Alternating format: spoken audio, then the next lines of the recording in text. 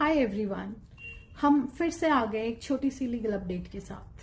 ठीक है, अब आप इमेजिन करो किसी की छोटी सी गलती, कोर्ट ने उसको बेल दे दी, पर वो आदमी फिर भी जेल में है। क्यों? बस इसलिए क्योंकि उसके पास बेल श्योरिटी देने के पैसे नहीं है। और अब सुप्रीम कोर्ट ने एक हिस्टोरिक जजमेंट दिया है जिसमें कहा गया है कि अगर कोई गरीब अंडर ट्रायल प्रिजनर श्योरिटी नहीं दे सकता तो गवर्नमेंट खुद उसका बेल श्योरिटी पे करेगी। अब जानते हैं इस केस नेम और इसके बैकग्राउंड के बारे में। तो केस का नाम है re under trial prisoner, Supreme Court of India, October 2025, जिसमें सुप्रीम कोर्ट ने बेल श्योरिटी डायरेक्शंस दी हैं। इस केस में सुप्रीम कोर्ट ने एक बहुत इंपॉर्टेंट बात कही है कि इंसान की आजादी उसके पैसों पर डिपेंड नहीं करनी चाहिए।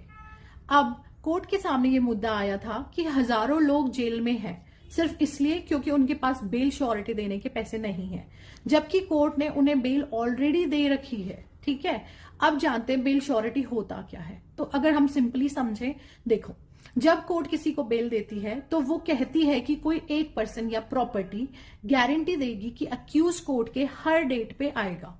इसी को बोलते हैं बेल श्योरिटी। लेकिन इंडिया में बहुत सारे लोग गरीब हैं, उनके पास प्रॉपर्टी या पैसे नहीं होते, तो बेल मिलने के बाद भी वो जेल से बाहर आ ही नहीं पाते। ठीक है, अब जानते हैं इंडिया की ग्राउंड रियलिटी के बारे में।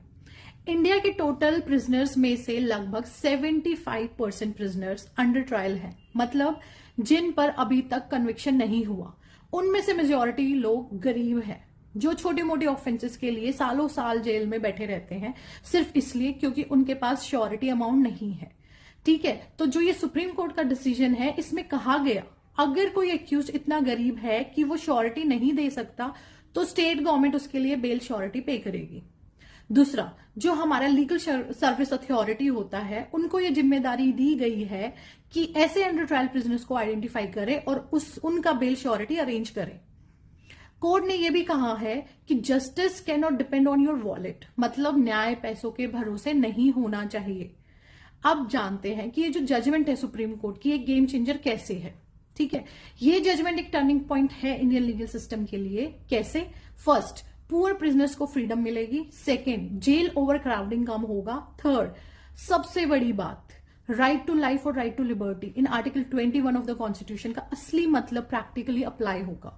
ठीक है, अब बात की हमने सुप्रीम कोर्ट के जजमेंट्स के बारे में, लेकिन इसको अगर हम इंप्लीमेंट करते हैं तो हमारे सामने क्या क्या चैलेंजेस आएंगे। तो अब बात करते हैं चैलेंजेस के बारे में, जो कि इंप्लीमेंटेशन इजी नहीं होगा। कैसे डिसाइड होगा कौन गरीब है, कौन सी एजेंसी श्योरिटी पे करेगी, मिसयूज का चांस भी है, इसलिए जो हमारा सिस्टम बनेगा वो ट्रांसपेरेंट होगा। ठीक है, लेकिन दोस्तों, ये डिसीजन एक स्ट्रॉन्ग मैसेज देता है कि इंसान की आजादी पैसों से बड़ी है। आपको क्या लगता है, क्या बेल सिस्टम इंडिया में कंप्लीटली फ्री होना चाहिए गरीब लोगों के लिए? कमेंट्स में जरूर लिखना। अगर आपको ये वीडियो इन्फॉर्मेटिव लगा तो लाइक करो, शेयर करो और चैनल को सब्सक्राइब करो for more such real legal stories in simple language. Thank you.